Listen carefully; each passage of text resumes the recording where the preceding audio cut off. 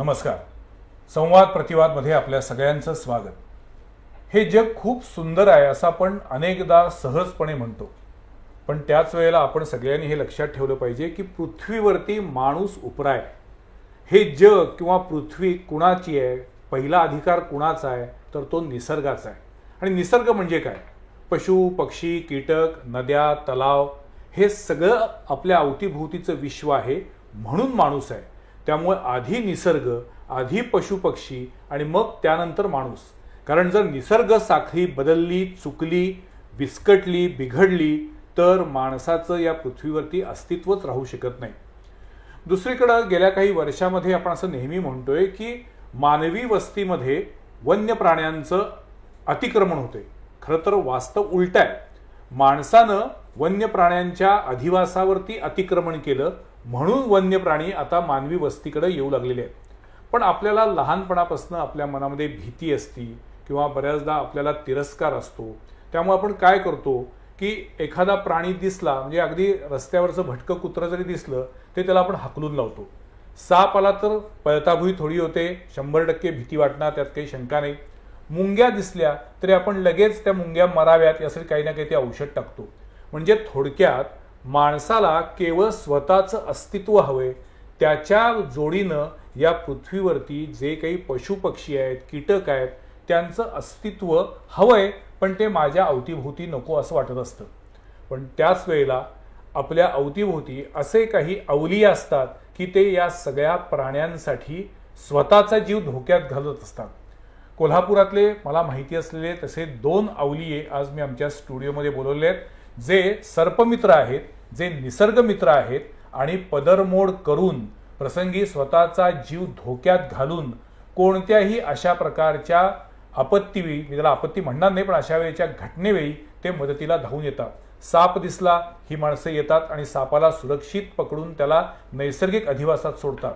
मधमाशांचं पोळं असेल तरी हे लोक येतात, आणखीन ते पोळं सुरक्षितरित्या काढून ते पोळं दुसऱ्या ठिकाणी पुन्हा नेऊन लावतात. कोणताही प्राणी जखमी झाला असेल, अगदी अनेक पक्ष्यांना मांजामुळे धोका उद्भवतो, अशावेळी त्या प्राण्यांचा जेव्हा काही त्याला दुखापत झालेली असती तेव्हा त्या प्राण्यांच्या सेवा शुश्रूषेसाठी हीच माणसं पुढे येतात. निसर्गाच्या हाका त्यांना व्यवस्थित कळतात आणि निसर्ग कसा जपायचा, निसर्ग माणसाला काय सांगत असतो हे त्यांना व्यवस्थित समजतं. आणि आज मला हीच गोष्ट जाणून घ्यायची आहे, निसर्ग समजून घ्यायचा आहे. त्यासाठी आज आमच्या स्टुडिओमध्ये मी या 2 अवलियांना बोलवलेलं आहे. मी स्वागत करतो धनंजय नाम जोशी यांचं. सर्पमित्र म्हणून त्यांची ओळख आहे. आणि दुसरे सिनियर सर्पमित्र दिनकर चौगुले. दोघेही भन्नाट माणसं आहेत. दिनकरराव, मी तुमच्यापासून सुरुवात करतो. मला सांगा की आपण नेहमी असं म्हणतो की कोणताही वन्य प्राणी स्वतःहून माणसाच्या नादाला लागत नाही, माणसाच्या वाटे जात नाही.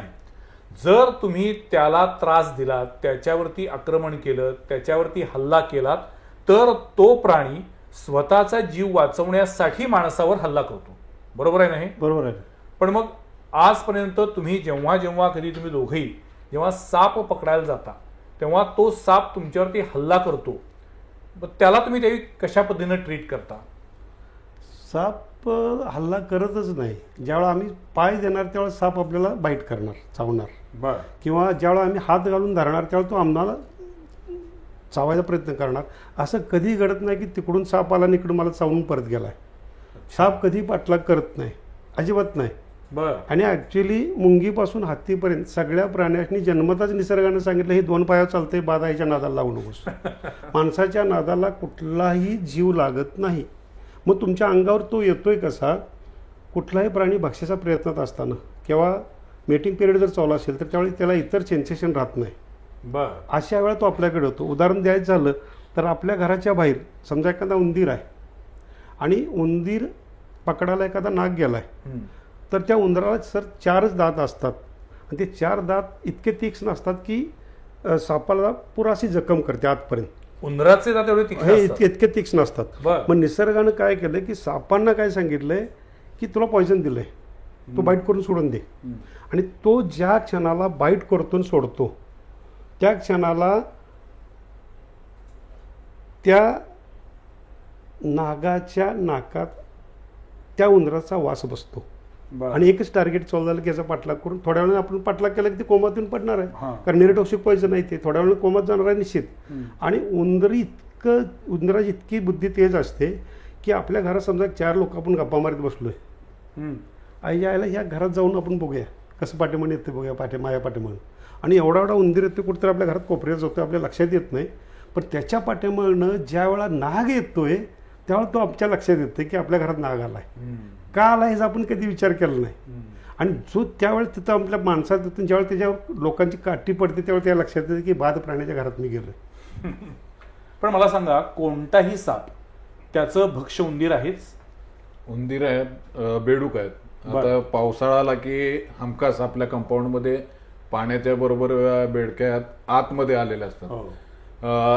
जेव्हा घराच्या कंपाऊंडला लागून ज्या गटर्स असतात त्यातून येणारा हमखास आपला एक जवळचा मित्र म्हणा दिवड साप, जो चेक रेड किलपॅक आपण म्हणतो त्याला, हा दिवड पाणसर्प गटारीतून आपल्या कंपाऊंड मध्ये आत कुठं ना कुठं तरी. आणि माणसांना वाईट सवय काय असते तर तिरक्या फरशा लावून ठेवायच्या, विटांचा ढीग रचून ठेवायचा, याच्यामध्ये ते आसरा घेतात, तिथंच बेडक्या बसलेल्या असतात जे खाद्य त्यांना मिळते.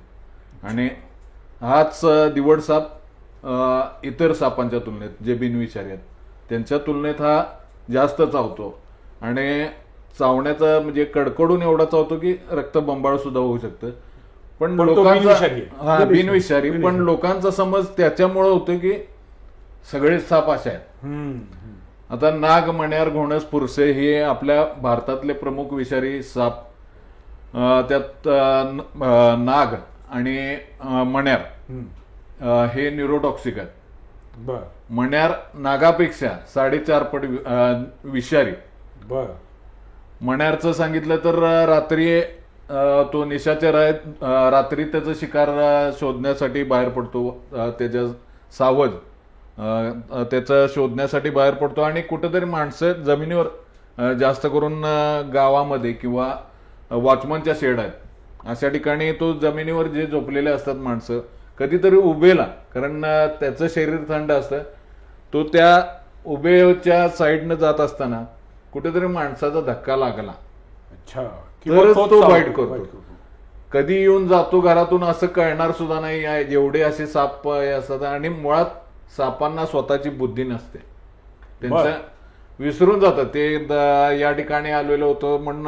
पण म्हणजे मग नाग डूख धरतो किंवा नाग तो या जन्माचं पुढच्या जन्मापर्यंत लक्षात ठेवतो, हे सगळं पूर्णपणे खोटं आहे. सर कधी कधी असं होतं, कुठल्याही प्राण्यांचं मेटिंग पिरियड चालू झालं की इतर प्राण्यांना त्याच्या नरांना सजेशन मिळावं म्हणून मादीचा एक द्रव बाजारत असतो. की त्या द्रव बाजारल्यामुळे तिथे आसपासचे नर तिथे मेटिंगसाठी जवळ येतात.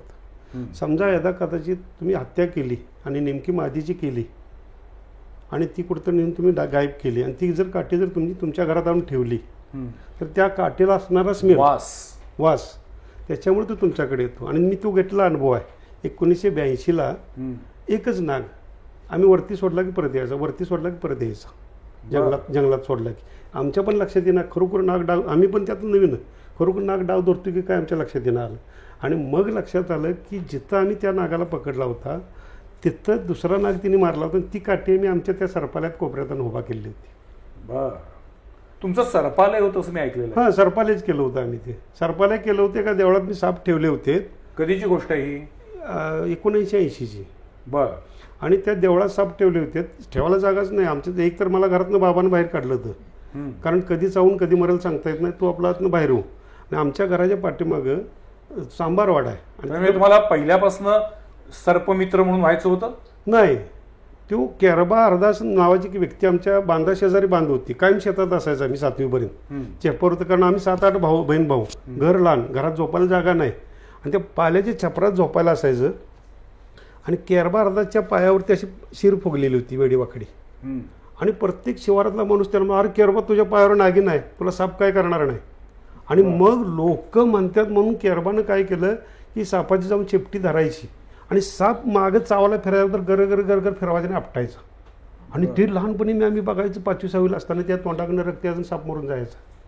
म्हातार काहीतरी चुकीचं करतं, आपल्याला व्यवस्थित धरता येते का बघूया. मग मी त्यात पडलो आणि ऐकून माहीत होतं की 32 शरळात सापाची शेपटी धरतात, त्याच्यावर डोक्यावर काठी ठेवतात आणि डोकं पकडतात. म्हणून सुरुवातीला मला जे नागाचे बाईट जास्त झालेत ना, ह्याला कारण काय तर मला नागाचे बाईट म्हणजे नाग चावलाय 11 वेळा ही पुन्हा येत नाही, या सगळ्या पुन्हा 11 वेळा नाग चावला. 11 वेळा नाग चावला. एक वेळ तरी 7वी दिवशी शुद्धीवर आलो आणि My 7वी God. दिवशी शुद्धीवर आल्यानंतर आमच्या गावचे लोक म्हणले 100% आता ह्यातनं बाहेर पडणार. नाही बाहेर पडलो, पाठीमाग गेलो, परत तेच चालू. का पण मग तुम्हाला त्यानंतर भीती वाटली नाही कधी? नाही, कारण माझी भीतीच गेली. अँटीस्नेक वेनम घेतलं की आपण 100% बरा होतोय. आणि सर आताची परिस्थिती आहे, परवा एक पेशंट होता CPR आणि डॉक्टरने त्याच्या भावाला पाठवून दिला की बाबा रंकाळ्याजवळ त्यांचं दुकान आहे, त्या व्यक्तीला इथे घेऊन या जावं, आम्ही आमची जे औषधं दिल्यात तो मनुष्याला औषध देणार आहे. पण दिनकरराव, आम्हीच तर बातम्या देतोय की सर्पदंशानं मृत्यू झाला म्हणून. ग्रामीण भागामध्ये अनेक असे प्रकार आता घडतायत. सर होतंय काय, सर्पदंश आपला 3 गोष्टीवर मरण अवलंबून असतं पेशंटचं. सर्पदंश कोणत्या ठिकाणी झालाय, सापानं पॉइझन इंजेक्ट किती केलंय, किती विष सोडले शरीरामध्ये, बरं, आणि पेशंटचं मानसिक धैर्य. अच्छा. समजा आता सर म्हणतात तसं विरुळ्याचा बाईट झाला तर विरुळ्याला जे दात आहेत ना ते तीक्ष्ण नसतात, दुईकडे धार असते दातांना. का तर त्याचं जे भक्ष्य आहे ते बुळबुळीत आहे, मासे असू देत बेडके असू देत, ते एकदा कॅच केलं की त्याला मागं जाता कामा नये म्हणून निसर्गाला त्याला दिली. आणि तो ज्यावेळा आपला बाईट होतो तेव्हा रक्त बंबाळतो, ज्यावेळा विरुळात चावतोय ना तेव्हा अगदी हाडापर्यंत कट मारते. रक्त बघून माणसं मारतात. हे तुमचं मनोधरी खचलं, भीतीनंच माणूस बरोबर आहे, अर्ध मेला नाही पूर्ण मेला. आणि कधी कधी क्रॉस बाईट होतो. आता आमच्या गावात आम्ही लहान असताना लोक सांगायत, मी बघितलंय नाग चावून मी बरा झालोय आमच्या मारुती देवळात. हे काय सांगतोय. आता कधी कधी समजा गवत आहे, गवताच्या मधली पायवाट आहे. आता पायवाट जिथं आहे तिथं बारीक बारीक कीटक येतात, कीटक खायला बेडक्या येतात आणि बेडक्या खायला नाग येतो. आणि ज्या वेळेला तुमचं चालण्याची क्रिया चालू आहे तो तिथं येऊन थांबलेला आहे, त्याचं सेन्सेशन गेलेलं आहे तुमच्याबद्दलचं, माणसांच्याबद्दल, धोक्याच्याबद्दलचं. आणि अशा वेळा त्याच्या अंगावरती आपला पाय पडतो. पाय पडल्यानंतर ते कुठेतरी गवतात गुंतलेलं असते, मागे फिरून चावायला काही क्षण जातात. एवढ्यात तुमची चालण्याची क्रिया चालू असल्याने ओरखडे उठतात. ओरखडे उठणं आणि बाईट करणं ह्यात फरक आहे. बरं. आणि मी मागे फिरून बघतोय नागानं पाना काढल्याने मी बरा झालो, मारुतीनं मला बरा केला, मांत्रिकानं मला बरा केला. अरे पण तू चावण्या इतपत, तू मरण्या इतपत त्याला पॉयझन इंजेक्ट करायला वेळच मिळाला नाही. म्हणजे बऱ्याचदा गैरसमज आहे, भीती आहे, आणि मग आपल्याला त्याबद्दलचं ज्ञान नसल्यामुळं आपण काही वेळा भीतीतनच तो जास्त त्रास होतो. किंवा काही वेळा आपण म्हणतो की मांत्रिकानं किंवा आम्ही ह्याच्याकडे गेलो म्हणून मी बरा झालो असं वाटतं. पुढच्या मुद्द्याकडे येतो. मुळात सापांचं तुम्ही सगळेजण जे काही त्यांना एक प्रकारे जीवदान देत आहे, पण असं आहे का की काही वेळेला सापाला मारावंच लागतं, आता पर्याय नाही, असं कधी उद्भवतं का? नाही, तसं आमच्या बाबतीत तर घडत नाही की सापाला मारायलाच पाहिजे.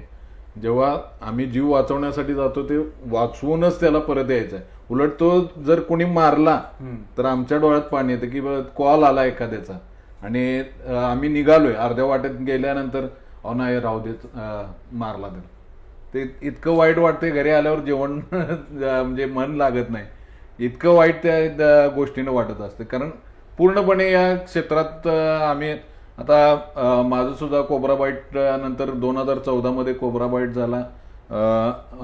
का मग एवढं सापांबद्दल प्रेम काय? आता माझं वैयक्तिक सांगायचं झालं तर लहानपणापासून वडिलांच्या बरोबर उदबत्तीचा व्यापार होता. वडिलांचा सायकलवरून त्यांच्या जायचो, न्यू पॅलेस एरियामध्ये वेगवेगळे प्राणी पक्षी बघायचो. तेव्हा वाटत नव्हतं की आपण पुढे जाऊन कुठं सर्पमित्र प्राणीमित्र होणार. पण घरामध्ये वडिलांना हे प्राणी पक्ष्यांची आवड होती. घरात बीबी ॲनिमल प्लॅनेट किंवा वेगवेगळ्या याचे प्राणी पक्षी किंवा सापांचे हे टीव्हीवरती बघायचो. पण मनात असं वाटत नव्हतं की बाबा आपण पुढे जाऊन. पण ज्या एरियामध्ये राहायला गेलो, रंकाळ्या जवळच्या एरियात जेव्हा राहायला गेलो तेव्हा हाच दिवड साप पायातून जायचा, तेव्हा लक्षात आलं की बाबा आहेत आपल्या एरियामध्ये साप आहेत. अच्छा. पहिल्यांदा पकडला आणि नंतर नुसताच पकडला असं नाही तर त्याची माहिती घेतली. हळूहळू जसा सापांचा अभ्यास झाला, कुठले विषारी कुठले बिनविषारी याचा अभ्यास करत गेल्यानंतर त्यात आपोआप म्हणजे गोडी लागली आणि सापांची मैत्री झाली. मैत्री म्हणजे सर लोक तुम्हाला नावं असतात, ज्यावेळेला लोक नावसतात त्यावेळेला तुमच्यात परत प्रोत्साहन मिळतं की खरोखर आपण काहीतरी वेगळं करावं. एखाद्या माणसानं हातात साप धरलाय म्हणल्यावर बाकी सगळे विस्मयचकित होऊन त्याच्याकडे जरा आदरानं बघत असतात. सर माझ्याकडं माझ्या पोरल्यात शाळेकडे यायला बंदी होती. दिनकर चौले शाळेकडे यायचं नाही. एक मूल शाळेत थांबत नव्हतं. काय कारण? 77-78 साप धरतोय साप कुठल्याही शिक्षकाला कुठलं मुलगा सगळी शिक्षक मुलं सगळे ग्राउंडवर यायची, कारण त्यावेळी ते वेगळं पण होतं ना. नाही मग ते तुम्ही मगाशी म्हणलं ते सरपाले का सुरू केलं होतं? सरपाले म्हणजे हे लोकांच्या पत्र जायला पाहिजे ना. सर काय झालं माहिती आहे का, आता जसं मी तुम्हाला सांगितलं साप धरायला शिकलो तसं मी शिवारात होतो, नदीला पाणी फार कमी होतं आणि मग आम्हाला पाणी एका तुकड्यापुरतं पाणी मिळालं. काशीद म्हणून भावकी आहे, त्यांचं मोटर होतं, तिने मला पाणी रात्री 12 वाजता दिलं. मी 7वीला बरं का. आणि पाणी दिल्यानंतर पाण्याच्या बिळात त्या उंदराच्या बिळात पाणी गेल्यानंतर साप बाहेर आला आणि पाय लावून मी बघायला लागलो. त्यावेळी त्यानं मला बाईट केला. आता मला माहिती आहे की तो नॉन पॉयझनसचा होता, पण मी शिवारात तिथं लोकांनी परत उठवला, दंगा केला नाही, सगळे शिवार एकत्र असायचं. आणि त्या सगळ्यांनी मला काय केलं, मी मला देवळात ठेवायचं नाही, मला एक जरा थोडंसं पटत नाही, थोडंसं खटकतं, मला सरकारी दवाखान्यात न्यायचं. सरकारी दवाखान्यात मला आणला. दुसऱ्या दिवशी मला डिस्चार्ज दिला नॉन पॉयझनसचा असल्यामुळं. आणि जेनं मला वाचवलं सदा काशीदनं, त्याला 1 वर्ष 1.5 वर्षानंतर मी 7वी पास झालो. 8वीला मी केरले हायस्कूलला गेलो. त्या कारणाने शिवारातला माझा मुक्काम उठला आणि मी गावात आलो. आणि मी केरले हायस्कूलला येणं जाणं असल्यामुळे शिवारात फार कमी. आणि रात्रीचं 1च्या दरम्यान त्या सदा काशीचा भाऊ राहू काशीत होता. तो माझ्याकडं, मी मकबूल मुलांनी होतं त्या दुकानात आम्ही झोपायला होतो. ते रात्री 1:30 वाजता आला, मकबूलला उठवलं की नारळ ते पाहिजे म्हणून. मग मकबूलला उठवलं, मी पण उठलो आणि म्हटलं काय राहू काय बनगड, तर काय नाही म्हटलं, नरसोबाई वाड्याला निघालो, तिथली दुकानं बंद असतात म्हणून इथून नारळ ते न्यायला लागले. आणि सकाळी उठून सर बघतोय तर त्या दुकानच्या दारातनं मारुतीची देऊळ दिसत होतं.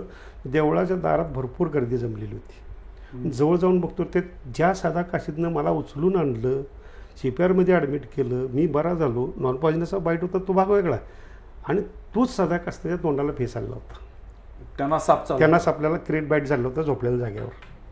तुला राहू दा, तू असं खोटं का सांगितलंस, तर तू देवळातनं बाहेर काढशील म्हणून. मी देवळातनं बाहेर काढणं खोटं सांगितलं म्हणून तू सदा कशी त्या दिवशी वारला.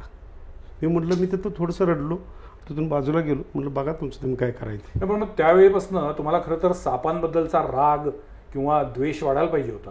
नाही, उलटं गणित झालं की साप मला काय, मी पाय दिल्याशिवाय मला साप चावतच नाही ना, हे समजा लक्षात यायला लागलं ते सगळे ते. आणि त्याच्या प्रेताजवळ उभारून मी ठरवलं सदा काशीच्या की मी सापही मरू देणार नाही आणि माणसालाही मरू देणार नाही. आणि आत्तापर्यंत परिस्थिती कशी आहे, अशोक चेचर म्हणून आहे, आता मी साप धरतो म्हणून तो पण एकमेकाचं धरून शिकतात ना. पण जे काय सर्पमित्र आहेत त्यांनी पुरेपूर ज्ञान घ्यावं आणि मग ह्यात पडावं. अपुरं ज्ञान धोकादायक असतं. आता मी तसं करतो म्हणून त्या अशोक चेचरनं घरात नाग पाळला. आता तोच नाग त्याच्या एका मित्राला बाईट झाला, तो क्रॉस बाईट झाला आणि त्याला थोडंसं गरगरल्यासारखं झालं आणि तो परत शुद्धीवर आला. त्याला काय वाटलंच नाही. त्याला वाटलं नाग बिनविषारी आहे. तो नाग तसा जाईन, त्याला कडकडून बाईट झाला. संध्याकाळी 6 वाजता त्याच्या भावाचा मला फोन आला. मी असाच एक लेख लिहिला होता, एका दैनिकात आलं होतं ते. तर त्या दिवशी 2,500 कॉल मला आलेत की दिनकर चौलेसारखा माणूस आमच्या गावात पाहिजे, तर आम्ही पण वाचणार आणि साप पण वाचणार. आणि मग त्याच्या भावाचा कॉल आला, त्या सांगितलं मी चौकात आहे, अशोकला घेऊन ये. अशोकला घेऊन चौकात आलो. अशोकची कंडिशन बघितली आणि मी सांगितलं, अरे सुरेश, याला 4 तास झाले नाग चावून. तर मला ह्यानं सांगितलंच नाही. का सांगितलं, तर तो नाग त्याच्या मित्राला चावला, त्याला काय झालं नाही, मला पण काय होणार नाही. त्याला म्हणलं आपण ट्राय करायचं. म्हणजे अति आत्मविश्वास पण चांगला नाही. अज्ञान जसं चांगलं नाही तसंच अति आत्मविश्वास पण नाही. पण मला सांगा, तुम्ही आता हे सापाविषयी बोलतोय, पण आपल्याला एकूणच सगळ्या निसर्गातल्या या सगळ्या ज्या काही साखळी आहेत त्याबद्दल बोलायचंय. कोल्हापुरामध्ये सुद्धा आता गेल्या काही वर्षामध्ये सगळ्यात मोठा प्रश्न उन्हाळ्यामध्ये येतो, तो म्हणजे मधमाशांचा. कालच आपण बघितलं असेल तर उपमुख्यमंत्री अजितदादा पवार संगमेश्वरला गेले होते, तिथं त्यांच्यावरती पण मधमाशांचा हल्ला झाला. आज आपण जर कुठलंही वर्तमानपत्र काढलं तर कोणत्या ना कोणत्या भागामध्ये मधमाशांचा हल्ला झाला हा विषय असतोच. कोल्हापुरातल्या अनेक टोलेजंग उंच इमारती आहेत, तिथे आता मधमाशांची पोळी लागतात. ही पोळी काढण्यासाठी मोस्टली ती एकतर पेटवली जातात किंवा आजकाल ते एक नवीन औषध, विषारी औषध मारतात, सगळ्या माशा मरून जातात. ह्याच्यावरती नेमकं सोल्युशन, नेमकं त्याला शास्त्रीय काय उत्तर आहे? शास्त्रीय उत्तर म्हणजे मी तुम्हाला सांगितलं की प्रत्येक जे माझ्या जीवनात घडली ती घटना घडली ना मग मी तयार झालो. 1998ची गोष्ट आहे. आमच्या गावात ग्रामदैवत आहे, मोठं वडाचं झाड आहे, विस्तीर्ण जवळजवळ 2-3 एकरात ते झाड होतं. त्याच्यावर 48 पोळी होती. बापरे, 48 एका झाडावर एका झाडावर इतकं मधमाशांची 48 पोळी, आग्या माशाची 48 पोळी होती. आणि ते आमचं ग्रामदैवत, गावातला एक माणूस तिथं जाणार आणि ते एका यात्रेला पोळं उठल्यानंतर ती आमची जी मोठी गुढीपाडव्याची यात्रा म्हणजे भयानक मोठी, आमच्या भागातली सगळ्यात मोठी यात्रा. सगळी लोक सैरावैरा पळायला लागलीत आणि मग सरपंच आणि बॉडी सगळी घरात आली की तू साप पकडतोयस आणि हे 100% त्या मधमाशीवर काहीतरी तू सोल्युशन काढशील. आणि तोपर्यंत लोकांनी काय केलं की आपापल्या परीने जेवढा उसाचा पालावेला सगळा एकत्र गोळा केला आणि ते झाडच पेटवून द्यायचं. अच्छा. आणि मग माझं डोळं झाकायला लागलं की 50 पोळी आपण जाणार आहे म्हणजे 50 लाख जीव एका वेळा आपण घेणार आहे. सरपंचला म्हणलं हे कसं शक्य आहे, ते मला पटत नाहीये, मग तू काय करणार मला जरा सांग. मला एकानं सांगितलं काय की रात्रीचं जायचं, रात्रीची मधमाशी चावत नाही ऐकून माहिती, आणि रात्रीच जाऊन मी त्याला थोडंसं डिस्टर्ब करायचा, पोळ्या काढायचा प्रयत्न केला. 2 पापड्या मी काढल्या त्याच्या, तरी पण त्यात अंडीने पिल्ली होती, ती पण मरणार आहेत आता पापड्या खाली पडले की. आणि ते पुढं मी चिवानं असं पापडी काढून बघितली आणि मी इथं बसलोय आणि माझ्या डोक्याच्या वर पोळं होतं. माझ्या लक्षात नाही, मी ज्यावेळेला उठलो तर माझं डोकं त्या पोळीत गेलं.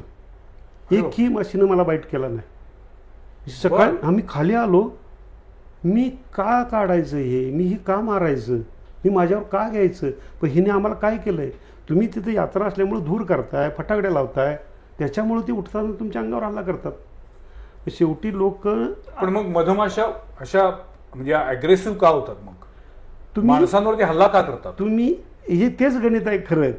ते आपल्या सगळ्या लोकांच्या लक्षात येणं आलंय की समजा जर पोळं जर बसलं आपल्या खिडकीला तर ते अचानक येऊन बसत नाही, त्यांची एक कमिटी असते. आणि कमिटी काय करते, ज्यावेळेस जंगलाची आगी लागायला चालू झाल्या, जंगलात एकतर आपल्याला मोठी वृक्ष राहिलेले नाहीत, छोटे आहेत, त्यामुळे खाली आग लागली की त्यांना ते धग येते. धग गेले की त्यांची कमिटी तिथून सुटते आणि आपल्याला सिटीसारख्या ठिकाणी येते. सगळी पोळी बघा बिल्डिंगच्या पूर्वेला आहेत. दिवस उगावलं काम स्टार्ट होते, दिवस मावळत बंद होते. आणि जास्तीत जास्त उत्तरेला जेव्हा उत्तरायणात जेव्हा सूर्य येतो तेव्हा ते उत्तरेला पोळं बसतं. फोन आला की मी सांगतो की तुमच्या कुठल्या दिशेला कितव्या मजल्यावर आहे, आम्हाला गणित समजतं ते सगळं. पण सर्वसामान्य माणूस मधमाशांना घाबरणारच, कारण मधमाशांचा डंख त्यातनं सुद्धा मृत्यू होऊ शकतो अशा बातम्या आलेल्या आहेत.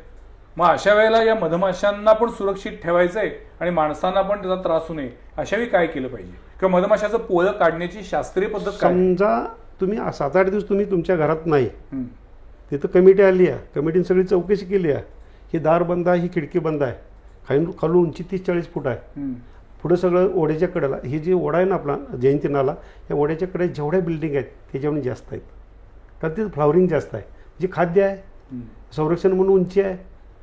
आणि त्याच्यानंतर तुम्ही कुठल्या तरी गावाला गेलेला, कुठेतरी सल्ला गेला असता, तुम्ही आला आणि मग अरे आमच्या घराला पोळं लागले. ठीक आहे, म्हणजे त्यांनी त्यांची सगळी इकोसिस्टीम बघितली आणि त्यांनी त्यांचं घर तयार केलं, पण माणसाला त्याची भीती वाटणार, अशावेळी ते पोळं सुरक्षितरित्या कसं हलवायचं? आता तुम्हाला सांगतो, ते खर्चिक पण नाही. सुरुवातीला आता समजा 1-2 दिवस आपल्या घराला पोळं बसले तर आम्ही एक हर्बल औषध तयार केलं असं की ते तुम्ही फक्त जाऊन रात्रीचं स्प्रे करायचं. तुम्ही कोणीही केलं तर चालतंय, ते रात्रीची मधमाशी उठत नाही. ते स्प्रे केलं की त्याचा वास इतका तीव्र आहे की मधमाशी मरत नाही, पण दुसऱ्या दिवशी जागा सोडते. अच्छा. पण समजा तुम्ही 15 दिवसानंतर दिनकर चोलेला फोन करताय की आमच्या घराला पोळं बसलंय, त्यावेळेला बाकी ती मधमाशी निघून जात नाही, कारण माझी अंडीनी पिल्लू लाखून त्यात आहेत. आम्ही आता घर सोडणार कसं? ज्या वेळेला आपण मधमाशी सर पोळी सोडते ना, त्यावेळेला तुम्ही जाऊन ते जवळ बघायचं आहे, एकाही पोळ्यात एकही तुम्हाला अंड पिल्लं दिसणार नाही. ही ती राणी माशी ज्या वेळेला ट्रान्सफर होते त्यावेळेला अंडी घालायची बंद करते आणि 17-18 दिवसात जी अंडी पहिली आहे त्यातनं पिल्ली बाहेर पडतात, 17-18 दिवसात पिल्ली उडतात आणि मगच घर चेंज करतात ती. आणि मग चुकून समजा आपल्या घराला पोळं बसलंय, रात्रीच्या वेळेला एखाद्या तुमच्या घरात लाईट चालू असली की एखादी माशी आत येते. हो, 100% आत आली की रात्रीच्या वेळेला तुम्ही मारताय, त्यावेळेला ती रात्रीची ती जागा सोडत नाहीत, किंवा राणी पण दुसऱ्यांना संदेश देत नाही की तुम्ही इकडे आमची माशी मारली आणि तिकडे जावा म्हणून. रात्रीची माशी मारताय म्हणून तुम्हाला काय वाटतं, पण तीच माशी जर तुम्ही दिवसा मारली तर ज्या क्षणाला तुमचा हात तिथं जातो त्या क्षणाला ते गंध स्प्रेड होतो आणि त्या राणीला संदेश समजतो की आमच्यातलं कोणतरी हत्या करायला लागले. आणि मग राणी माशी पहिल्या 50 माशींना ऑर्डर देणार संरक्षण करणाऱ्या सैनिकांना. आणि बरोबर ज्या दिशेनं माशी मारल्या त्या दिशेने त्या 50 माश्या येणार. आता मी माझ्या लेक्चरमध्ये सांगतोय की मधमाशी मारू नका, पण वेदना अशा असतात की ते न्यूरोटॉक्सिक आहे, की ऑटोमॅटिक तुमचा हात तिथं जातो, मेंदूपासून संवेदना न जाता तुमचा तिथं हात जातो. प्रतिक्षिप्त क्रिया. समजा चूक झालीच तर त्या ठिकाणी चिखल लावा, मातीचा चिखल लावायचा, बर काटा काढायचा नाही, किंवा मिळेल त्या झाडाचं पान घ्यायचं आहे. समजा तुम्ही 100 लोक बसलाय आणि ज्या माणसानं माशी मारली, तुम्ही इथं लिंक तोडली, चूक झाली आपली, लिंक तोडली आणि जेनं माशी मारली त्याच्या अंगावरच माशी येऊन बसतात. लोक काय करतात, जेव्हा माशी चावते तेव्हा तिथं चोळण्याचा प्रयत्न करा, खाजवण्याचा प्रयत्न करतात ऑब्व्हियसली, आणि त्यामुळं तो द्रव पसरतात आणि त्याचा वास तिकडे माशांना येतो. पण मग त्या पोळ्यात बसलेल्या राणी माशीला एवढा वास जातो? अर्धा किलोमीटर, 500 मीटर पर्यंत. बापरे. त्यामुळे आपल्या जेव्हा शरीरात तो द्रव जेव्हा पसरतो तेव्हा त्याचा वास जास्त उग्र होतो. तो नुसता जेव्हा दंश होतो तेव्हा त्याचा वास पसरत नाही. मारल्यानंतर तो काटा जो म्हणतो आपण आत काटा जातो, जेव्हा आपण खाजवण्याच्या किंवा काहीतरी असं चोळण्याच्या नादात ते जेव्हा आत जातं तेव्हा तो द्रव पसरतो. पण मला सांगा, प्रत्येक मधमाशी ही माणसाला हल्ला करणारी असते का आणि त्याचा त्रास होतो का, की आग्या असं जे म्हणतात ते वेगळं आहे? नुसती मधमाशीच नाही, ह्या जगातला प्रत्येक सजीव ज्यावेळेस स्वतःच्या कुटुंबावर हल्ला होतो त्यावेळी तो प्रतिकार करणारच आहे. बरोबर आहे, पण आता जसं म्हणलं की मधमाशांच्या हल्ल्यामध्ये माणसांचा मृत्यू पण होऊ शकतो, ऍट द सेम टाइम मधुमक्षी पालन पण केलं जातं, मधमाशा पाळल्या पण जातात, मग त्या मधमाशांचा त्रास असत नाही? तेच तर तिने ज्ञान घेतलेलं आहे ना, जो मधमाशा पाळणारा जी व्यक्ती आहे ना तिने ज्ञान घेतलेलं असतंय. आणि अगदी त्या मटगावला गेलो होतो मी, त्या लोकांच्यात 8 दिवस राहिलो, कारण ती लोक सर काय करत होती माहिती आहे का, एक झाड आहे त्या झाडावर मध्ये कुठंतरी ते सातेरीची पोळं आहेत ना, जे आता तुम्ही फेट्या बघताय ते सातेरी पोळं म्हणायचं, आणि झाडाला मध्ये कुठंतरी डोलगा आहे, त्या डोलग्यात अंधारात बसतं ते पोळं. तिथल्या काही लोकांनी झाडं तोडून खाली पाडली, सारखं कोण वरती चढायचं म्हणून. त्या लोकांच्यात राहिलो, त्या लोकांनी सांगितलं अरे ही झाडं आहेत तर तुमची पुढची पिढी आहे, हे झाड तुमचं 4 वर्षात मरणार आहे, सपणार आहे, त्याच्यानंतर तुमचं पोळं कुठं बसणार आहे. पण तिथली लोक आग्या माशा काय करायची की आखंड काढायची मधासाठी. तर आखंड तुम्ही जेव्हा मधमाशी काढल्या तेव्हा अंडीने पिल्ली सगळी खराब होणार आहेत. आणि मग मी त्यांना तिथं त्यांच्या समोर प्रत्यक्षिक करून दाखवलीत, खाली धूर केला सगळ्यांनी सर, की 30 ते 35 मिनिटं माशी कोमात जाते धूर केल्यामुळे. ती माशी त्यावेळेला पडलेल्या असतात, आपल्याला असं तडपडत पडलेले दिसतात, आपल्याला वाटतं मेल्यात, पण त्या मेलेल्या नसतात. रात्रीच्या वेळेला सुद्धा कुणीतरी औषध किंवा काहीतरी फवारण्याचा प्रयत्न केला, काहीतरी दूर केला, त्या पडलेल्या असतात खाली, त्या ऍक्च्युअली मरत नाही, मग त्यानंतर पुन्हा उडून जातात, परत उडून जातात. पण असं म्हणतात, मी ऐकलेलं आहे की जर या पृथ्वीवरनं मधमाशांचं अस्तित्व संपलं तर 72 तासामध्ये पृथ्वीचा विनाश होईल, माणूस राहणार नाही, याचं कारण परागीकरणच होणार नाही. आणि त्यामुळं या निसर्ग प्रक्रियेमध्ये मधमाशा अत्यंत महत्वाच्या आहे. सरळ आहे सर. परवा एका मुलगीनं मला विचारलं की समोर जे आंब्याचं झाड आहे त्याला कोवळी पानाला त्याचा कलर असा का वेगळा आहे. ती जी मुलगी होती राजनागरी महाविद्यालयात गेलो तिथं, तिला मी विचारलं बाळ तुझ्या चेहऱ्यावर मोड्या का उठल्यात. ती बोलायची बंद झाली. मी सांगताय का म्हटलं, मी तुमच्या आजोबासारखा आहे, तुमच्या वडिलांसारखा आहे. ज्यावेळेला तुम्ही तारुण्यात येत आहे त्याची एक लक्षणं असतात, तसं आंब्याच्या झाडाला ज्यावेळेला पालवी येते त्यावेळेला त्याचा कलर वेगळा देतं आणि ते सगळ्या निसर्गातल्या कीटकांना सांगते की ह्याच्यानंतर मोहर येणार आहे, आणि ह्यात मकरंद असणार आहे, म्हणजे आगामी आकर्षण. आणि मग ज्यावेळेला ते कोवळं पान आहे त्याच्यानंतर मोहर येतो, मोहर आल्यानंतर ते कीटक त्याच्यावर येतात, कीटक बसतात, मध खातात आणि परपरागी भवन होतं. आता परपरागी भवन झालं त्यावेळेला तुमचा जो आंब्याचं जे फळ ते दष्टपुष्ट होणार, निकृष्ट होणार, चवीला चांगलं येणार आणि एक फळ व्यवस्थित जगणार, कारण परपरागी भवन झाले. कारण आमच्यातल्या एखाद्या आंधळ्या पांगळ्या मुलाला जेव्हा आपण डॉक्टरकडे घेऊन जातो तेव्हा डॉक्टर विचारतात तुमच्यात लग्न झालेत का म्हणून. तसंच आहे ते, एका झाडावर स्त्रीबीज पुबीज दोन्ही पण सगोत्र लग्न करू नये म्हणत होते. आता जसं म्हणतात की नात्यामधली लग्न ही थोडीशी आरोग्यदृष्ट्या ती चुकीची असते. आणि त्याच्यानंतर सर जेव्हा फळ लागतं आंब्याचं त्यावेळेस बरोबर ती पानं जी आहेत ती हिरवी होतात, म्हणजे माझं बाळ आहे, लहान आहे, त्या माझं बाळ त्या पानात लपलं पाहिजे. ते झाड बोलते तुमच्या बरोबर. आणि त्याच्यानंतर आंबट दिलाय तर मला चव कुणी खाऊ नये. फक्त माणूसच एकमेव प्राणी असा आहे की त्याच्यावर प्रक्रिया करून खायला लागलाय. म्हणजे माझं बी रुजणार नाही, तुला पचणार नाही, तू खाऊ नकोस. म्हणून मी माझ्या बाळाला लपून ठेव. ज्यावेळा आंबा पिकतोय, पाडाला येतोय, त्यावेळा कलर चेंज करतोय. अरे इकडं बघ, इकडं बघ, इकडं बघ, आता तुझा घर खालास तरच माझं बी रुजणार आहे, नाहीतर माझं बी कुजणार आहे. निसर्गाचं संदेश, सिस्टीम ठेवली सरळ सरळ संदेश आहे तो. तुम्ही मध्ये एकदा मला म्हटलं होतात की पशु पक्षी इव्हन झाडं सुद्धा बोलतात. म्हणजे हेच ते बोलणं असतं का? हेच ते बोलणं आहे. आता तुम्ही फक्त ते आपण समजून समजून घ्यायला पाहिजे, जाणतेपणानं त्याचा अभ्यास करून ते उमगलं पाहिजे. आता सांगतो सर, तुम्ही बोराच्या झाडासमोर जायचं आणि झाडाच्या समोर उभा राहायचं आणि पूर्ण निरीक्षण करायचं. ही चौकस बुद्धी पाहिजे प्रत्येकाची. अर्ध्यापासून खाली झाड टोचतं, तिथं काटं सरळ आहेत. अर्ध्यापासून वरती जिथं तिची बाळ आहेत तिथं चावतं, तिथं काटं वाकडं आहेत. कुणीही पैज लावून सांगतो मी, कुणीही एका हाताने कच्चं बोर तोडून दाखवायचं. हात निघू शकत नाही तुमचा. चावती ती आई, माझं बाळ आहे, लहान आहे, तू घेऊ नकोस, घेऊ नकोस. आणि त्याच्यानंतर जर तुम्ही त्याच्या वरच्या बाजूला कुठेतरी बघितलं तर पिकलेलं बोर आहे, मस्तपैकी भगवा कलर दिलाय. अरे इकडं बघ, इकडं बघ, आता तुझा घर खालास तरच माझं बीज जगणार आहे, नाही तर माझं बी मरणार आहे. घेऊन जा, घेऊन जा. किंवा आपण जिथं जंगलात उभा राहतोय, अरे मुंगळे आल्यात, मग तुम्ही हात फिरताना तुम्ही बाजूला जाताय. ज्यावेळा तुम्ही सगळी लोक बाजूला जाताय त्यावेळी मी तिथं खाली बसतोय मांडी घालून, बाई तू मला का चावलीस? त्यावेळी ती मला सांगते, सर अरे तू जिथं उभा राहिलायस तर तुझ्या पायाखाली लाखों अंड्यानी पिल्ली माझी आहेत. मी तुझ्या पायाच्या वरती आलो, मी पळायला पाहिजे, मी पळून जायला पाहिजे. मी पळून जाऊन जगण्यात मला अर्थ नाही, मला तर खरा मरण्यात अर्थ आहे. मी ज्या वेळा मरणार आहे त्यावेळेला माझं सगळं लाखोचं कुटुंब जगणार आहे. ही बारीक मुंगळी संदेश देते आपल्याला. पण आमचं लक्ष नाही तिकडं. आपण घरात आलो तरी BSC पावडर मारायला लागलोय, कीटकनाशक मारायला लागलोय. त्याच्यापेक्षा मी स्वतः रिसर्च करायला लागलोय. साधं मिरं जरी चुरगळून टाकलं किंवा लवंग जरी चुरगळून टाकली, ही नैसर्गिक औषध आहे, उग्रवास आहे, त्यामुळे मुंगी निघून जाते आपल्या घरातून. ती मरत नाही पण तिथं निघून जाणार. आपण आता आजकाल तुम्ही म्हणलं मगाशी की मुंग्या दिसल्या की त्याच्यावरती DDT पावडर टाकायची, रॉकेल होतायचा, पेट्रोल होतायचा, असे प्रकार होतात. त्यातनं त्या मुंग्या मरतात. आपण त्याकडे पुन्हा येऊया. मला धनंजय तुमच्याकडनं विचारायचं की गेले काही दिवस सातत्यानं तुम्ही अनेक पक्ष्यांचे जीव वाचवले आहेत. घारी असतील, घुबड असेल, चिमण्या असतील, कावळे असतील. मांज्याचा सगळ्यात मोठा त्रास आहे. अजून कोणत्या गोष्टींमुळे ह्या पक्ष्यांचे जीव धोक्यात येत आहेत? म्हणजे माणसाची करणी कशा पद्धतीनं या पक्ष्यांच्या जीवावर बेततीये?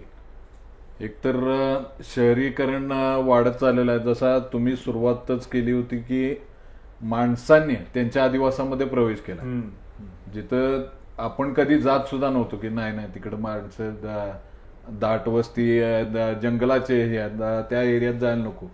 पण त्या जंगलामध्ये आता माणसांची घरं आहेत आणि ते आपल्याकडे कुठेतरी भाऊ त्यांना राहायला जागा नाही म्हणून ते इथं आलेले. अशा वेळी काय होतं की एक दुर्मिळ प्रकारचे पक्षी सुद्धा आपल्या शहरी भागामध्ये आढळून येत आहे. जास्त धोका तर याचा माणसांनी जी वृक्षतोड केली, शहरीकरण करता करता वृक्षतोड जी केलेली आहे त्याच्यामुळे टेम्परेचर वाढलेलं आहे. उष्माघातानं सगळ्यात जास्त ते आता मांज्याबरोबर उष्माघात सगळ्यात जास्त आता पक्षी जे पडतायत, उष्माघातानं पडतायत आणि त्यांना उपचारासाठी आपण घेऊन येतो.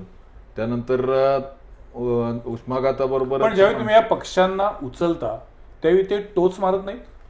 काही आपला जो स्पर्श आहे, अगदी तुम्ही जसं याचा पक्ष सगळेच काय चावणारे किंवा नसतं, त्यांना स्पर्श जाणवतो, आपला कळतो स्पर्श. तुम्ही कुठल्या भावनेला ज्या वेळा आपण त्याला हात लावतो त्यावेळेला त्याचं सेन्सर ओपन होतं. मी धोक्यात आहे, माझं सेन्सर ओपन झालं, तुम्ही तारणार आहे की मारणार आहे की तुमच्या फक्त हाताच्या मग कळतोय. आणि म्हणूनच आणि त्याबरोबरच असे सुद्धा काही पक्षी जे हार्ट पक्ष्यांचं अगदी लहान असतं, हृदय छोटंसं असतं आणि त्यामुळं काही असे पण आहेत की शॉक मध्ये जातात. आम्ही जाण्याच्या पूर्वी काहीतरी कोणीतरी केलेलं असं की नाही पाणी पाजूया किंवा हे करूया, तेव्हा शॉक मध्ये सुद्धा जातात आणि त्याचा त्यांना धक्का बसतो आणि भीतीनं धक्का बसून ते जातात. अति म्हणजे विजेचा नाही, नाही नाही, नाही आपण ज्याला म्हणतो की मानसिक धक्का. मानसिक धक्का बसलेला असतो किंवा गर्दी करतात त्याच्या भोवती, त्यावेळी त्यांचा जीव सुद्धा जाऊ शकतो. आता वटवाघळू आपल्या जिल्ह्यात 1 नंबर जागा कुठे तर टाउन हॉलमध्ये आहे. हो अगदी. कारण टाउन हॉलमध्ये भरपूर वटवाघळ अजून आहे. गजबजलेली जागा आहे, सहजासहजी कोण मारत नाही तिथं, म्हणून ती तिथं येतात. तुम्ही रात्रीच्या वेळेला एखादी वरात निघाली किंवा एखादी मिरवणूक निघाली, ज्यावेळेस शार्पी लागतो का नाही, तुम्ही ती वरच्या टॉपला जायचं तुमच्या बिल्डिंगच्या वरती आणि फक्त वरती आकाशाकडे निरीक्षण करायचं आहे. ज्या वेळेला शार्पीची किरणं वरती जातात त्यावेळेला वट वगैरे कोलमडत खाली येतं, किंवा घोबड, पिंगळा हे जे निशाचर पक्षी आहेत त्यांना ते किरणी सहन होत नाहीत. म्हणजे आपली करणी कशी या पक्ष्यांच्या मुळावर उठती आहे हा विषय माहित नव्हता मला पण. म्हणजे आता आपण जे हल्ली सगळ्या कुठल्याही मिरवणुकीमध्ये लेझर लाईट आणि शार्पी लाईट याचा परिणाम मानवी आरोग्यावरती होतोच आहे, पण हे आपण एक प्रकारे या पक्ष्यांचं संपूर्ण अस्तित्वच धोक्यात आणतोय. नुकतंच आता आपण बघितलं, परवाचीच एक मिरवणूक झाली, त्यामध्ये 23 वर्षाचा मुलगा त्याच डॉल्बी किंवा लेझरच्या ह्याच्यामुळे त्याला ते सहन झालं नाही आणि तो गेला. माणसासारखं भक्कम म्हणजे शरीर दिलेलं आहे आपल्याला माणसाला, तर आपल्याला ते सहन होत नाही. यांचे तर एवढे एवढेसे जीव आहेत, त्यांना ते सहन होत नाही. उष्माघातामध्ये त्यांच्या चक्करा येऊन पडतात आणि नंतर ट्रीटमेंट बनण्यापेक्षा असं वेगळं काही करायला लागत नाही. त्यांना थोडंसं खायला देणं, पाणी पाजणं हे झाल्यानंतर त्यांचं ते निघून जातात. हा पण आता मांजामुळे अनेकांचे पंख कापले जातात किंवा त्यांना मानेभोवती मांजा गुंडाळून जखम झाली असती, हे नंतर बरी होऊ शकते जखम किंवा ते पुन्हा उडू शकतात का? पंख जे जातात त्यानंतर त्यांचं म्हणजे आपण हँडिकॅप आपले निदान संस्था तरी आहेत की तिथं काही हे करू शकतो आपण. एकदा पंख कापला की त्या पक्षाचं आयुष्य संपलंच. हो, काही करू शकत नाही. तरी सुद्धा आपण अजूनही तो चायना मेड मांजा वापरतो. म्हणजे पुन्हा एकदा आपण कुठं घेऊन निघालेलं आहे सगळं हे विश्व काही कळत नाही. मगाशी मला म्हटलात त्यानुसार पक्षी पण बोलतात का? हो बोलतात की. पण ती भाषा ओळखायची कशी? आता तुम्हाला एक उदाहरण सांगतो. इथं निक्कम पार्क म्हणून आहे देवकर पाण्यांच्या तिथं. गेल्या वर्षी मे महिन्यात त्यांचा मला कॉल आला की माझ्या घरात एक पोळं बसलंय आणि मला ते ट्रान्सफर करायचं आहे, मारायचं नाही. शिवाय विद्यापीठातून तुमचा नंबर मला मिळाला आहे आणि मी तुम्हाला फोन करतोय. तुम्ही पोळं ट्रान्सफर करता? ट्रान्सफर करतोय, मारत नाही. जसा तुम्हाला प्रश्न विचारला होता की ते पोळं सुरक्षितरित्या शास्त्रीय दृष्ट्या त्याची विल्हेवाट कशी लावायची, ते सगळं तुम्ही विल्हेवाट लावत नाही, ट्रान्सफर करतोय. त्यातल्या माशांसकट माशा पहिल्या घ्यायच्या. बर, व्हॅक्युम केलंय मी. व्हॅक्युम करून गेले. माशा घ्यायच्या कशा? व्हॅक्युम केलंय, आत पंप लावलाय त्याला. बर, पंप लावून सगळ्या सक करून आत घ्यायचा. आणि पंप लावायला मला 7-8 वर्षे लागलीत, कारण सुरुवातीला मरत होत्या, मरण्याची संख्या जास्त होती. ही कशी कमी करायची? याचा अर्थ व्हॅक्युमची स्पीड जास्त आहे, त्या माशांना सहन होत नाही, पाईपची साईज वाढवायची. असं करून त्याच्यावर रिसर्च करत करत आणि आत्ताची परिस्थिती अशी आहे की 4-2 माशा फक्त मरतात.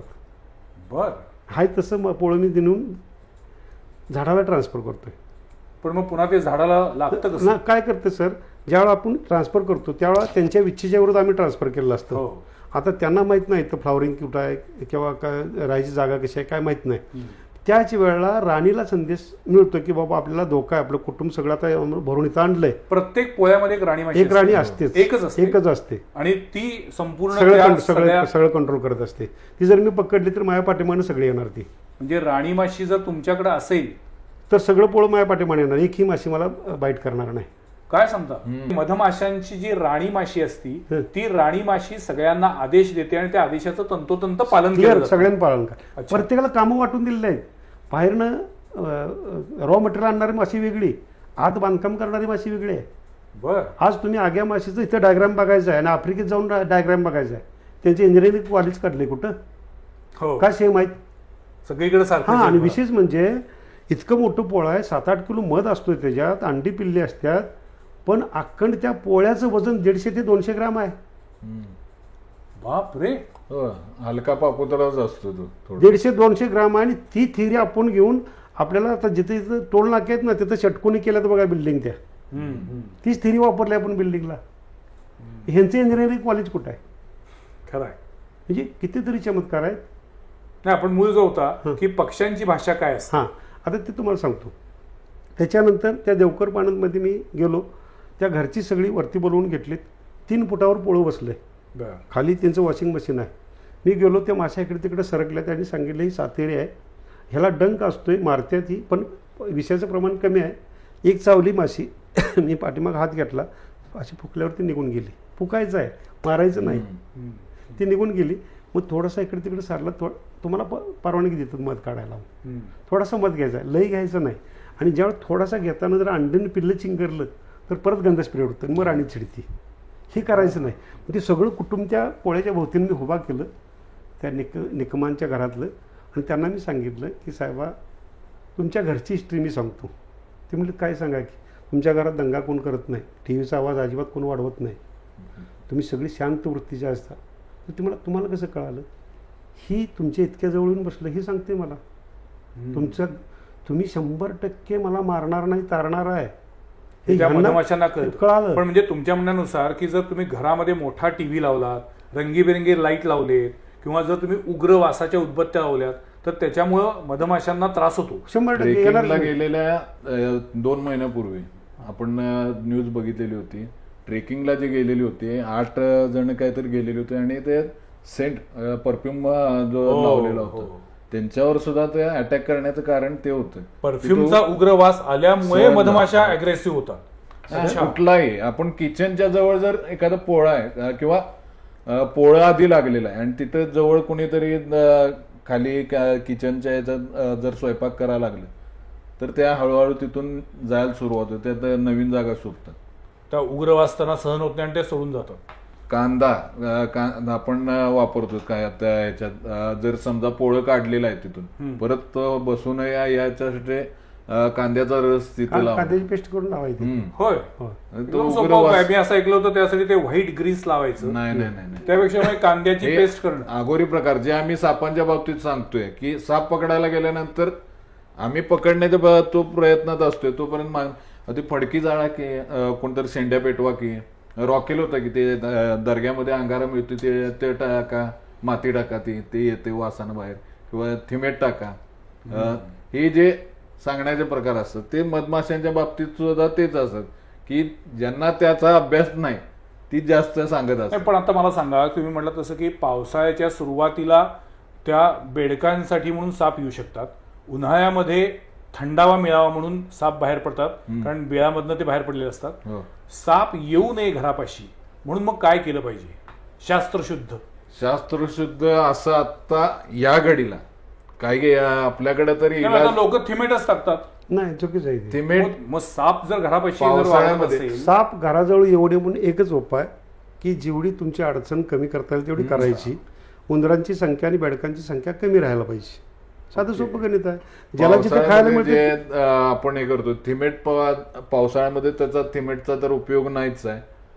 घराच्या शेजारी जे प्लॉट आहेत तिथं जी बिळ झालेली असतील, समजा एखाद्याचा आपल्या कोणाच्या माहितीचा जर मोकळा प्लॉट असेल, त्याला पहिला सांगणं की बाबा तुझ्या इथं जी झाडी वाढलेली आहे ती काढून घेण्यात हा पहिला उपाय.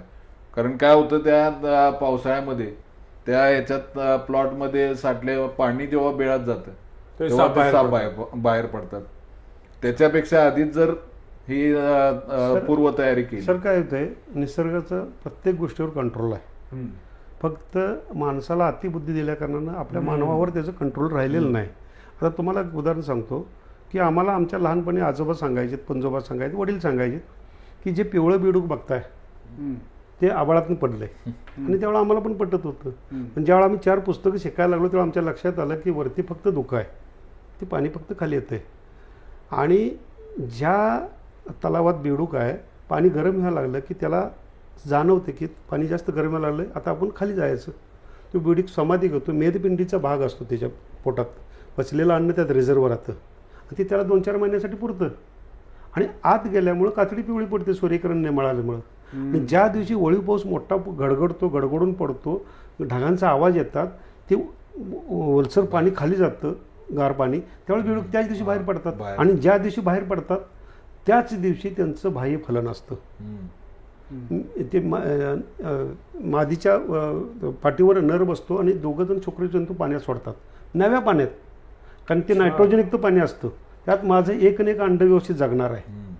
आणि मग एवढे सगळे लाखोनं अंडीने पिल्ली जर जगलीत व्यवस्थित बेडकाची, तर बाकीचं कोणाला जगू देणार नाहीत. त्याच वेळेला बरोबर जून महिन्यात सापाची पिल्ली होतात. त्या पिल्ल्याला पिल्लं पहिल्या खायला टाईप लागणार. गडगडतात तेव्हा यांची पिल्ली बाहेर पडतात. आपल्याला शेतकरी सहज बोलतोय, आबाळ गडगडायला लागलं की आमचा वडील म्हणतो, आडगा होता वडील, बाहेर जाऊन म्हणायचा, दिनकर आत्ता सापाची पिल्ली बाहेर पडली. तो आम्ही पण ते ऐकत होतो. काय हे सगळे प्रचंड मोठं विज्ञान आहे, म्हणजे आपण त्याला नाकारूच शकत नाही. मला एक शेवटच्या टप्प्यात तुम्हाला असं विचारायचं की गेल्या काही वर्षामध्ये कबुतरांचा उपद्रव खूप वाढत चाललाय आणि या कबुतरांच्या विष्ठेतनं माणसाला अनेक आजार होऊ शकतात हे आता सिद्ध झालेलं आहे. रेस्पिरेटरी अनेक त्यातनं विकार होतात आणि कबुतरांची ती विष्ठा प्रचंड घाण करते, त्यांच्या आवाजाचा त्रास होत असतो. ह्याला ते उत्तर काय आहे का तुमच्याकडे? नाही, म्हणूनच माणसानं त्यात हस्तक्षेप केला आणि माणूस स्वतःहून त्याला माणसाळायचा प्रयत्न केला आणि स्वतः पाळायचा प्रयत्न केला. अच्छा, ह्याच्यापेक्षा ही चूक आहे. ही मुळात ही चूक आहे. कबूतर ही पाळण्याची गोष्ट नाही. आणि त्या गाण्यानं घोळ केला, कबूतर ज्या ज्या म्हणून. कबूतर ज्या म्हणायलाच पाहिजे आता, कारण जे कबूतरखाने मुंबई सारख्या ठिकाणी आपण बघायला जात होतो की मुंबईमध्ये गेल्यानंतर गेटवे ऑफ इंडिया सारख्या ठिकाणी सुद्धा अजून कोल्हापुरात काही जणांनी हौसेनं कबूतर पाळलेली आहे. त्या कबूतर उडवण्याच्या स्पर्धा होतात. बऱ्यापैकी जे कबूतरखाने आपल्या इथं सुद्धा होते, एक रेसकोर्स नाका असू दे किंवा गोखले कॉलेज पाशी, अशा ठिकाणी जे होते ते बंद केलेले आहेत आता. म्हणजे कबुतराचा तसा माणसाला काही उपयोग नाही हे सिद्ध झालं. त्याच्या विष्ठेतनं जो आजार होतोय अगदी निमोनियापेक्षा घातक आजार आहे, जो लक्षात येत नाही. माणसं काय करतात, खायला टाकण्यात जो आपल्या घराजवळ टाकतोय, कबूतर येऊन बसतायत म्हटल्यावर तुम्ही ते टाकूच नका त्यांना खायला. पण मग कबुतरांना हकलायचं असेल तर काय उपाय? जसं तुम्ही आता कसं व्हायला लागलं सर, आता ती बिल्डिंग आहे तुमच्या कुठेतरी कोपऱ्यात बसायला जागा आहे, तिथे ते घर करायला लागल्यात. मग ते काही लोक काय ते टॅग आहेत बघा प्लॅस्टिकचे, त्या टॅग असे उभे लावायला लागलेत की जेणेकरून ते तिथे यायचं, त्याला ते टोचतंय, यायचं बंद व्हायला लागलंय. जाळ्या मारून घेतात. पिजन नेट म्हणून आले तेवढ्यासाठी, कारण कबुतरांचा उपद्रव हा खूप वाढत चाललेला आहे. नवीन बिल्डिंग आणि कबुतरांची संख्या वाढतीये का? मग नाही, त्यांचं प्रोडक्शन भरपूर असल्यामुळेच ही संख्या आपल्याला जास्त दिसते. सापांच्या बाबतीत आपण म्हणून एक मादी 25 ते 30 पिल्लांना जन्म देते. तसं हो, एका वेळी तेवढे पण जगत नाहीत. निसर्गाच्या जे आहेत अन्न साखळी त्या ह्याच्यामध्ये सापांची सुद्धा जगण्याची आपल्या शहरी वातावरण असलं तरी 2 ते 3च जगतात फक्त.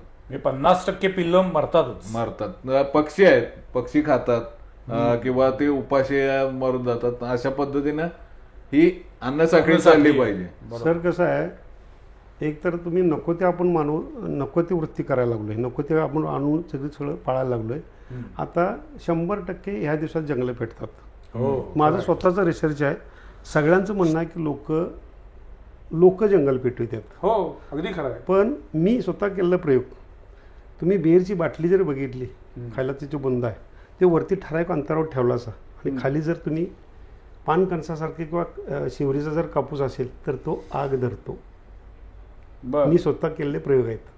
किंवा एखादी प्लास्टिकची पिशवी जरी आपली जंगलात पडली, म्हणजे सूर्यकिरणावर भिंगाचा प्रयोग करतो तशा पद्धतीनं ते सूर्यकिरण त्याच्यावरती एकवटतात आणि त्यातनं अग्नी निर्माण होते. अच्छा, म्हणजे प्लास्टिकची बाटली असेल किंवा काचेची बाटली असेल, प्लास्टिकच्या पिशवीत पाणी जरी साचलं वळी पावसाचं तरी त्याबद्दलचे अनेक व्हिडिओ सोशल मीडियावर तयार झालेले आहेत की तुम्ही तुमच्या गाडीमध्ये सुद्धा पाण्याची बाटली ठेवू नका, त्याच्यातून गाडीमध्ये आग लागण्याची शक्यता आहे. अच्छा, म्हणजे हे जे पण कसं झालंय दिनकरराव की हे तुम्ही ऍक्सिडेंटली किंवा माणसाच्या ज्याला आपण निष्काळजीपणामुळे झालेला आहे.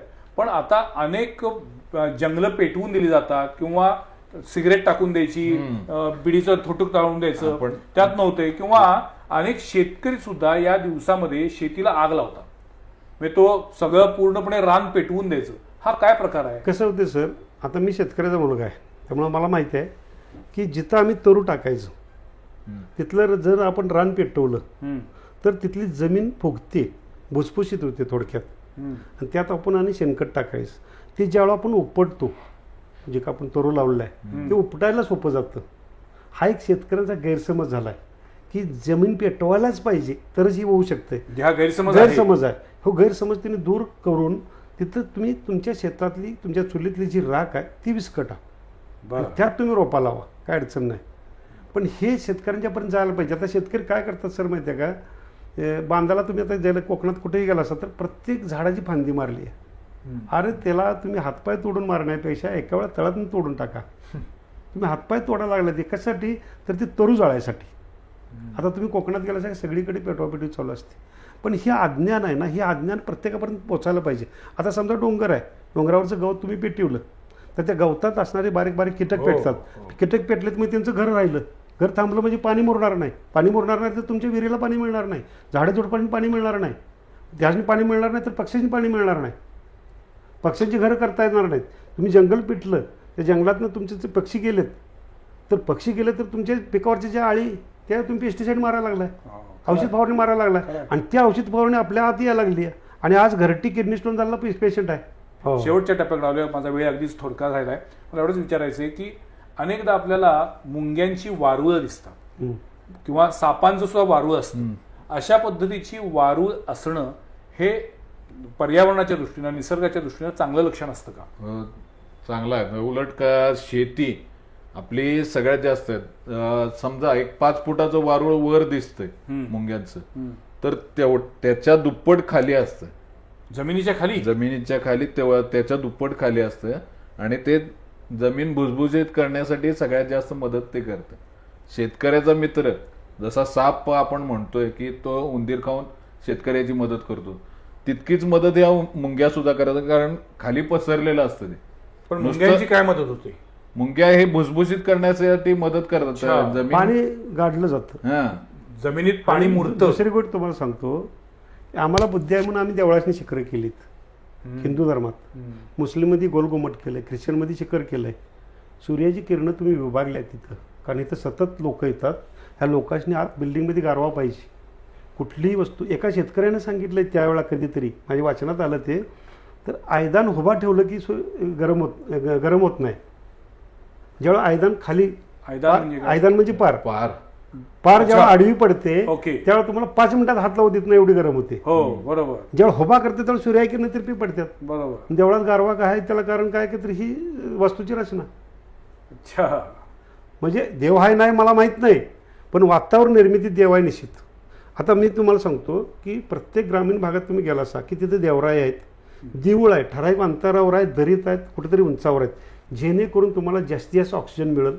तिथं पशुपक्षी कसे येतील ह्याची रचना पूर्वीच्या लोकांनी केलेली आहे. देवराई त्यासाठी, देवराई तेवढ्यासाठीच आहे. अजून सुद्धा आणि त्यासाठी दुसरी गोष्ट, त्या देवांच्या भीतीमुळं एकी फांदी तोडायची नाही, एकी फांदी तोडायची. आपल्याकडे काय आहे की लोकांना काहीतरी भीती, शिक्षा किंवा बक्षीस द्यावं लागतं, त्याशिवाय माणसं आपलं काम करत नाहीत. त्यामुळे देवराई ही अशी आहे की किमान ही देवाची जागा आहे, देवाची झाडं आहेत म्हणून तरी त्या झाडांना कोणी हात लावणार नाही. पण देवराई कोल्हापूर जिल्ह्यामध्ये अजूनही खूप चांगले आहेत. उदय गायकवाड म्हणून नेहमी सांगतात, किंवा आपल्या बाचुलकर सर किंवा आमचे चौगुले सांगत असतात की ह्या देवराया अजूनही कोल्हापुरात चांगले आहेत. आता शेवटी मला एवढंच तुम्हाला विचारायचंय, सर्वसामान्य माणसाला निसर्ग साखळीबद्दल माहिती असत नाही. तुम्ही आज खूप दोघांनी पण माहिती दिली, पण मला एक सांगा की मी माझ्या घरामध्ये किंवा मी माझ्या दैनंदिन आयुष्यामध्ये असं काय टाळलं पाहिजे, काय केलं पाहिजे जेणेकरून मी माझ्या निसर्गाला अधिक चांगलं सांभाळू शकेन? काय सांगता येईल? आता पावसाळ्याचं सीझन जवळ आलं, किमान आपल्या घराच्या आजूबाजूला किमान 1-2 झाडं तरी लावा. ह्या पहिली सुरुवात. हेच संस्कार आपल्या पुढच्या पिढीवर नेण्यासाठी, कारण आता शाळांमधली जी मुलं आहेत जर बघितलं तर मोबाईल किंवा याच्यामध्ये अडकलेली आहेत. निसर्गाच्या संरक्षणामुळे काय होणार आहे किंवा निसर्ग जर बिघडला तर काय होणार आहे हे अजून त्यांच्यापर्यंत पोहोचत नाही आहे तितकं. की मध्यंतरी आपणच बघितलं की कोरोना सारखा एक आपल्याला झलक दाखवली निसर्गानं झलक दाखवली किंवा पूर्ण जग थांबवलं. हे जर केलात, माझ्याशी जर धोका दिलात मला, तर मी काय करू शकतो हे त्याने झलक दाखवली. यातून आपण एक कुठंतरी बोध घेतला पाहिजे. आता किमान झाडं आपल्या कोल्हापूरचं मगाशी सांगितलं वातावरण इतकं बिघडलं. 41 आपण 10 वर्षापूर्वी म्हणत होतो की तिकडे नागपूर आणि विदर्भात माणसं कशी राहत असतील, एवढं 41 टेम्परेचर. 41 आज कोल्हापूरमध्ये, आणि त्यावेळी आपलं होतं 30-31 पर्यंत होतं, तेच आज 41 वर गेले. हायवे जे झाले, वृक्षतोड झाली, त्याच्या बदल्यात झाडं लावली नाहीत. किमान झाडं लावण्यासाठी आपण प्रवृत्त करूया. आपल्या आजूबाजूला जे आहेत त्यांना एकत्र घेऊन पावसाळ्याच्या सुरुवातीला झाडं लावा आणि ही जगतात. त्याला तुम्हाला घालायला लागणार नाही पाणी की रोज बाबा आपण तुम्हाला एकाला जबाबदारी देतो तू पाणी घाल. ही जबाबदारी घ्या निसर्ग स्वतःहून घेतो. आणि सगळ्यात महत्त्वाचं तुम्ही सांगितलं तसं की आपल्या अवतीभोवती जे काही हे छोटे मोठे कीटक आहेत, सरपटणारे प्राणी आहेत, पशु पक्षी आहेत, यांना मानवतेच्या भावनेतून त्यांच्याकडे बघितलं पाहिजे. म्हणजे मी तर हल्ली म्हणतोय की माणुसकी हा शब्द आता काढला पाहिजे आणि तिथं पशुसकी, कारण पशूंनाच ते खरं तर कळत असतं. तुम्ही त्यांच्याकडे जी भावना आहे ती माणसाकडे नाहीये. सकाळी हेच आता पक्षी आपल्याशी बोलतात का नाही हे कधी लक्षात येतं. पक्षी आपल्या घराजवळ फिरत असतात आणि दारातून आपण जाताना सुद्धा बघतो किंवा खिडकीतनं बसलेले वगैरे बघतो.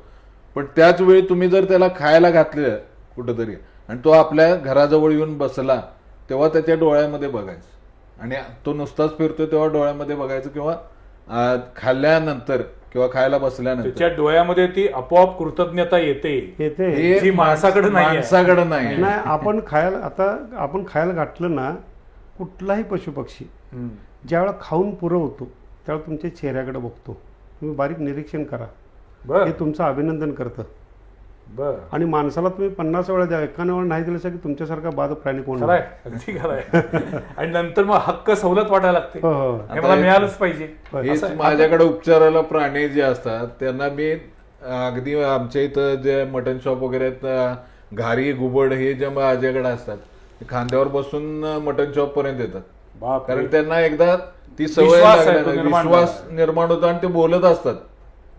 बोलत असतात जेव्हा फिडिंग त्यांचं चालू असतं किंवा त्यांना जरी फिरवायला बाहेर सहज घेऊन गेलो संध्याकाळी. पण त्या घरी अशा इतक्या माणसात आणि याच्यामुळेच त्याचा कुठेतरी रीलसाठी वापर होतो का म्हणून एक जण त्याच्यासाठी सुद्धा फायदा. चेहऱ्याकडे 2-4 वेळा पक्ष्यांना बघितलं की तो पक्षी तुमचा झाला समजायचं.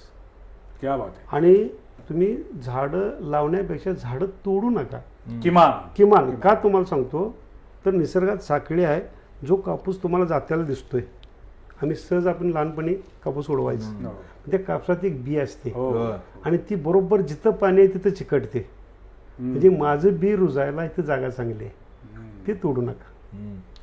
मला वाटतं गेले पाऊण तास आपण हे सगळं बोलतोय. हे एक वेगळं अद्भुत विश्व आहे आणि ही माणसं मी सुरुवातीला अवलिया म्हणले तर याचसाठी कोणताही वैयक्तिक स्वार्थ न बघता प्रसंगी पदरमोड करून कुठेही साप आलाय धनंजय नामजोशी धावत पळत जातात.